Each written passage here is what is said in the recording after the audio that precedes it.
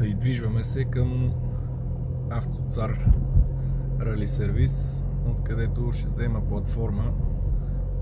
Илия Царски ще ми я даде, говорихме с него, ще ми направи услуга. Ще взема една от неговите платформи, ще натоварим колата и ще видим дали с моята кола ще я теглим или с джипа на този мой приятел, който има и категория, понеже аз нямам. Да я изтеглим до едно пловдивско селце при Рангел, който реално ще качва всичките кабеляци, мабеляци и глупости. Понеже това, което аз не мога да го направя както трябва, предпочитам да ми го направи някой.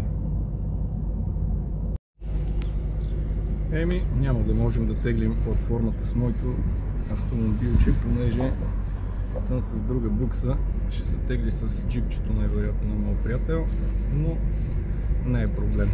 Сега трябва да кача колата и после направо да се изстрелваме.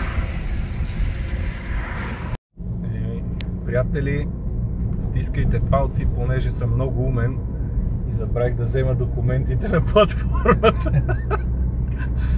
Би било добре да не ни спират. Ето го и моя шофьор, Фончо шофьора, Фончо Тариката. Ще рискувам. Добре, че е той, иначе щех да рискувам още повече. Или по-скоро щех да не рискувам. Ето и бричката. Тя не се вижда много, ама ще видим какво ще направим. За сега това, ако имаме някакви други премеждия, ще снимаме.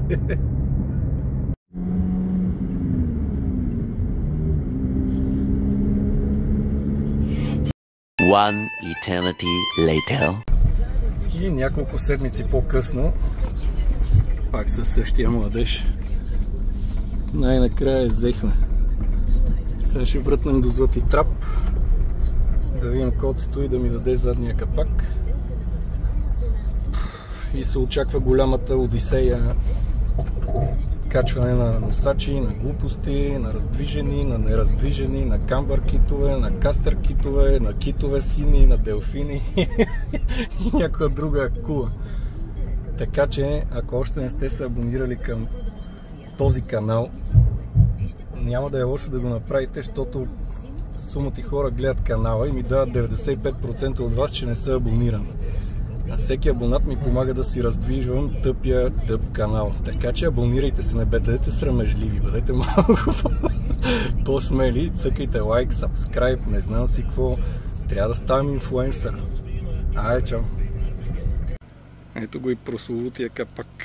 Взехме го от коцето, него го нямаше, ама това е положението. С нищо не е вързан, закачен е само на седалката. Тук трябва да опрева в това, така че не мисля, че ще падне. Ще рискуваме.